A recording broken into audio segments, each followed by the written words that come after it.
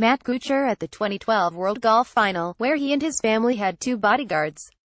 Warren Little Getty Images. After a long flight from Atlanta to Istanbul, Carson and Cameron Kuchar could have been excused for feeling groggy when they arrived in Turkey with their parents, the pro golfer Matt Kuchar and wife Sibi, for the 2012 World Golf Final. What made the boys suddenly come to life? Not their first taste of the confection known as Turkish delight. It was when they met the family's personal security detail for the week. They thought it was the coolest thing ever, said Kuchar, the 2016 Olympic golf bronze medalist and runner-up at this year's British Open. We had not one, but two security guards, and they both looked like they could play the Hulk. The boys still talk about the bodyguards, and about the way Cameron, the eldest child of the Kuchars, celebrated his 5th birthday that week with a Turkish myth-themed party at the family's hotel suite, which several of the tournament contestants and their significant others attended wearing bathrobes. Kuchar, who said he usually plays one international tournament per year besides the British Open to see different cultures, had planned to compete again in the Turkish Open, which begins November 2, but decided to withdraw after diplomatic issues arose between the United States and Turkey. Because of the continued security concerns in the region, the tournament was almost cancelled last year. I remember being on 6 conference calls in a 36-hour span trying to make sure this event happened. Andrew Chandler, whose sports marketing firm, ISM, helps run the event, said of the 2016 tournament.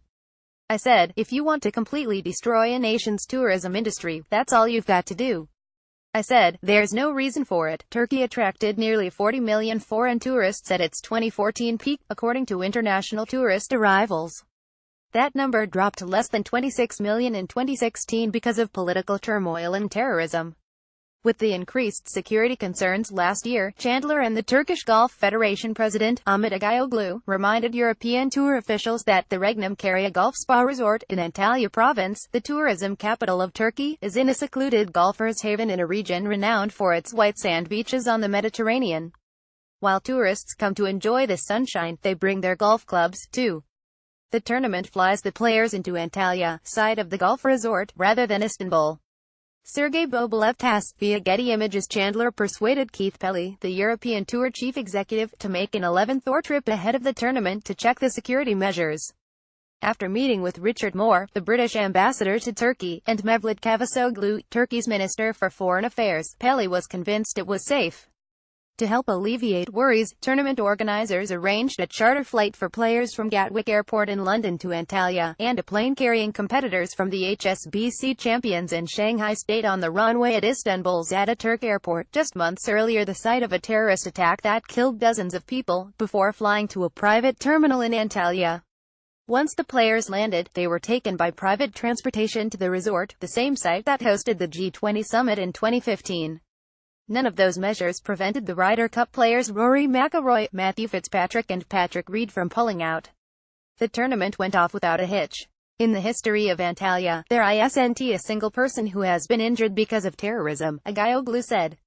John Arbase, the United States ambassador to Turkey, at a memorial this month for those who died in the 2015 Ankara train bombing, praised the security efforts that have prevented major terror attacks this year.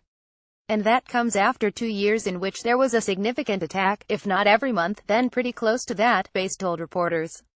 He added that the absence of violence was a result of the Islamic State's no longer being able to conduct such attacks in Turkey. Nevertheless, Turkey remains a high-risk destination for most of the world. On October 9, the United States temporarily stopped issuing visas to Turkish citizens to travel to the United States, and the Turkish Foreign Ministry quickly announced similar measures in the United States. That followed the latest warning from the Department of State, recommending that United States citizens carefully consider the need to travel to Turkey at this time, and avoid travel to southeast Turkey. But Turkish Open organizers are confident that the all-inclusive resort's safety measures and precautions will ensure another incident-free tournament. We treat the players like G20 leaders, Agayoglu said. A version of this article appears in print on October 25, 2017, on page A9, in the International New York Times.